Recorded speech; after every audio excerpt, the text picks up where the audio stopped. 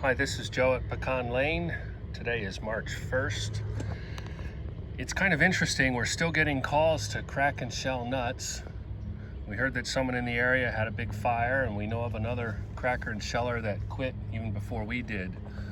But you know, things are greening up around here and there's lots to do. We needed some time away. Got to get out and prune the trees, move some cages, gather graft wood, do some planting, and particularly as the weather warms up, there's just lots of work to do. So you know, it's tough turning customers away, but when the bulk of the business dies down and there's other things to do, we gotta move on. I want to talk a little bit about what we do here as far as fertilization. We've enjoyed reading this book here, Hands-On Agronomy by Neil Kinsey, for a better understanding of soil tests. We have used NC State for soil tests before, but when it gets to be crunch time, they're awfully slow. You know, I haven't checked the dates for a while, but last time I needed it, it was going to be, you know, a month or so. So apparently the $4 fee they're charging isn't enough. But there is a company, a private company, I believe they're nationwide, called Waypoint Analytical. They've got an office an hour away from us, and just kind of want to go over our soil test here. So I likely have several different soil types and could benefit from smaller sample spots in the yard. But as far as gathering fertilizer, I was only going to get one blend. So I went ahead and sampled everywhere and pulled the dirt together. When I get fertilizer, I'm unable to go and buy bags for anything even close to being an economical price. So I go to a bulk fertilizer mill that serves large farms. I've had a tough time finding service. Some people really won't even talk to me. I've had a couple places that I don't know if I was too small or I didn't have an established relationship, but two large going concerns barely gave me the time of day and certainly didn't return any phone calls. I do use people who will talk to me.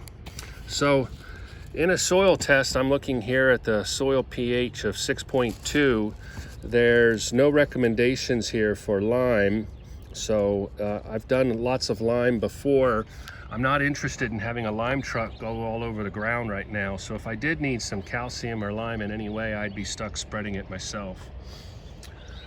Other things I look at here, I'm not going to be able to explain this calculated cation exchange capacity very well. I do look at the calcium, mag, potassium, hydrogen. My calcium is a touch low. I think that's supposed to be higher. That 58 should be closer to 70. If you don't have enough calcium in the soil, other things get bound up. These are all positive cations, and the other things are needed, and without enough calcium, they'll get bound up and not be available to your plants. So phosphorus, I've got plenty of phosphorus. Calcium, it says here I'm in medium amounts. My magnesium's a bit high. I've got plenty of iron, and we see here a lot of these micronutrients I'm a bit low on, things like sulfur, boron, copper, zinc, sodium, organic matter. And so it says that I need, I'm not sure what the chemical name for that is. That's potassium, clearly. I don't need any magnesium, need a bit of sulfur and some zinc and manganese. So I have previously spread out a fair amount of manganese on the property. I don't know if it was 20 or 40 pounds worth. So I'm not gonna soil apply it again. I did put out, I added in 40 or 50 pounds of zinc. That's pretty slow, might not be very effective. And I did some sulfur. I added in 100 pounds to spread out over my land here. As far as micronutrients, it's a little bit tough to get something that will be applied on top of the soil. So I did buy a foliar spray that does have boron, copper, manganese, zinc, probably a few other things. My read of pecans is that these are going to be important early on in the season. So books say something about the first 3 sprays, so I'll probably pay attention to putting those in the first 3 sprays.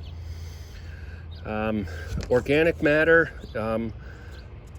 you know, I put out a fair amount of clover over time. My grass certainly grows lawn. We leave things there, so hopefully with time that organic matter will grow up, improve.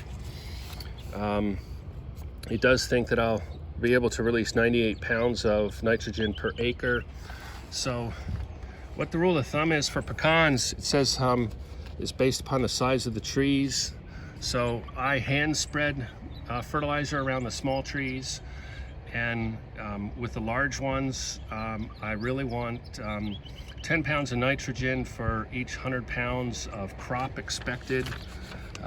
So what I did, given my high phosphorus level, my quite low potassium, and my expected nitrogen needs, the fertilizer that I'm putting out is a 15-3-5 blend, so 15% nitrogen, 3% phosphorus, and 15% potassium.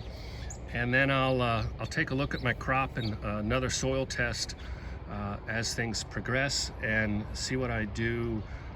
Then I'm hoping that the potassium level will be significantly improved, and phosphorus I'll have to be cautious of, and I'll make a determination based upon the crop with the nitrogen.